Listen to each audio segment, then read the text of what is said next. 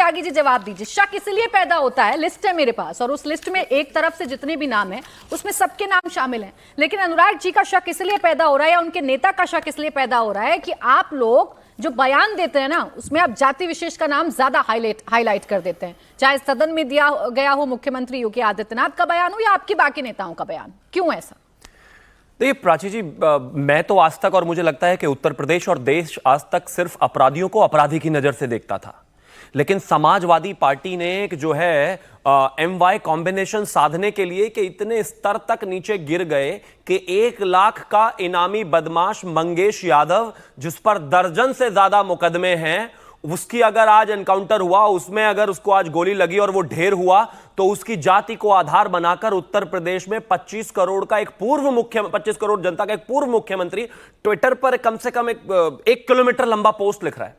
ये शर्म आने वाली बात है इस उत्तर प्रदेश में और इस देश में कि अब हालात इनके इतने गिर गए हैं कि ये जो गैंगस्टर है, गुंडा है, 1 दर्जन मुकदमे वाला मंगेश यादव 1 लाख का इनामी बदमाश की जाति ढूंढकर उसको भी सपोर्ट कर रहे हैं। चाहे अगर हम बात करें तो चाहे वो कन्नौज का व्यक्ति रहा हो नवाब सिंह यादव, उसमें इन्होंने DNA मांगा जूही सिंह ने। अगर मोहित खान था अयोध्या का तो उसमें इन्होंने जो है 12 साल की बच्ची पर ही सवाल उठा दिया।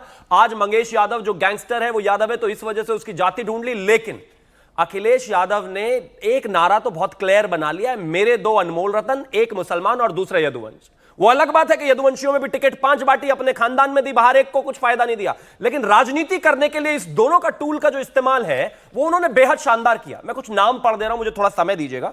अब अगर यहीं से शुरू कर दें, एनकाउंटर में जो लोग मरे हैं, साबिर है, सत्यवीर है, छन्नू है, बग्गा सिंह है, मुकेश कुमार है, मोहन पासी है, दीपक है, इंद्रपाल जयप्रकाश है, अकबर है, विकास है, रवि पुत्र श्यामलाल है, मनोज कुमार सिंह है, संजय निवासी अमृता काला है, लीलू उर्फ नीलू फौजी है, सुजीत पुत्र जगवीर सिंह निवासी है, अमित उर्फ कलवा है, वीरेंद्र वनवंशी है, इसके अलावा श्रवण चौधरी है, एहसान उर्फ सलीम है, बलराज भाटी है, रेहान नसीम है, एहसान उर्फ है, जिशान पुत्र अलायर है, शोएल उर्फ वसीम है, भीका उर्फ अब्दुल है, हिमांशु सिंगल है, धीरज चौधरी है, रमेश उर्फ है, शरीफा बंजारा है, राकेश पासी है, महेंद्र पासी है, मुसीर पुत्र है, इमरान है, प्रदीप पांडे है, ओमपाल पुत्र हाजी है, सुमित उर्फ विक्की है, नौशाद पुत्र राशिद है, मुस्तकीम पुत्र इरफान है, इंतजाम पुत्र इंतजार है, इरशाद है, कपिल सिंह है और इसके अलावा मनोज यादव है, शिव है और सब कुछ है। नहीं, मैं ये लिस्ट इतने भी फर्राटे अंदाज में पढ़ सकती हूँ, लेकिन मैं आपसे ये कह रही हूँ, मैं एक मिनट, बस एक सवाल है मेरा, जो अनुराग भदौरिया जी ने उठाया या जो उत्तर प्रदेश में देखने को मिलता है, ये लिस्ट तो है, आंकड़े तो हैं,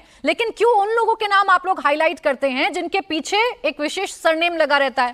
सदन में मुख्यमंत्री यादव का नाम तो ले लेते हैं, लेकिन बाकी लोगों का नाम नहीं लेते हैं। देखिए, नाम पढ़ने का मेरा कोई भी एजेंडा ऐसा नहीं था कि मुझे डिरेल करना, और मुझे नाम पढ़ने भी नहीं है। मैं सिर्फ नाम पढ़कर ये आईना दिखाना चाहता हूं इन सब लोगों को कि ये समाजवादी वालों को कि ये लिस्टें हैं, इसमें आपको पंडित भी मिलेगा, ठाकुर भी मिलेगा, ब्राह्मण भी मिलेगा, त्यागी भी मिलेगा, बनिया भी मिलेगा, मुसलमान भी मिलेगा, जाट भी मिलेगा, सब है, गुजर भी मिलेगा, हर कोई है।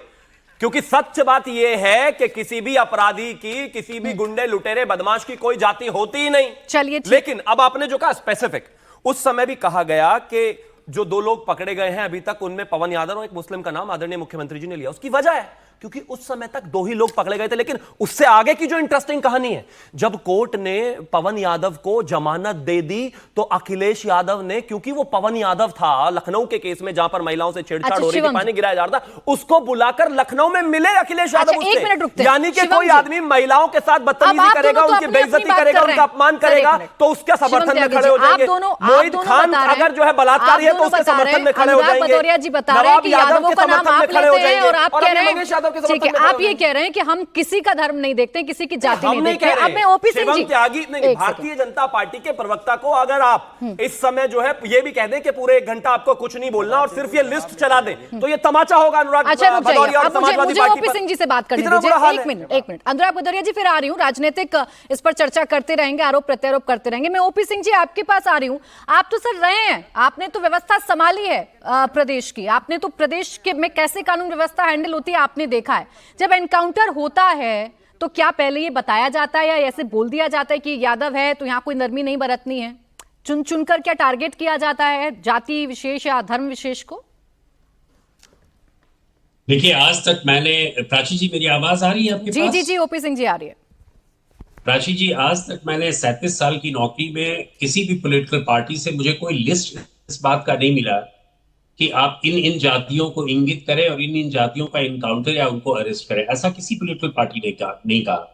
लेकिन ये जो लेटेस्ट ट्रेंड हो गया है, और पर्टिकुलरली पिछले 7-8 सालों से जो ये ट्रेंड हो गया है कि अपराधियों से निपटने के लिए जाति को जोड़ा जा रहा है, ये केवल अनुचित ही नहीं है बल्कि एक बहुत ही खतरनाक ट्रेंड है, और जो सोशल डिवीजन या समाज को विभाजित करने की बात है।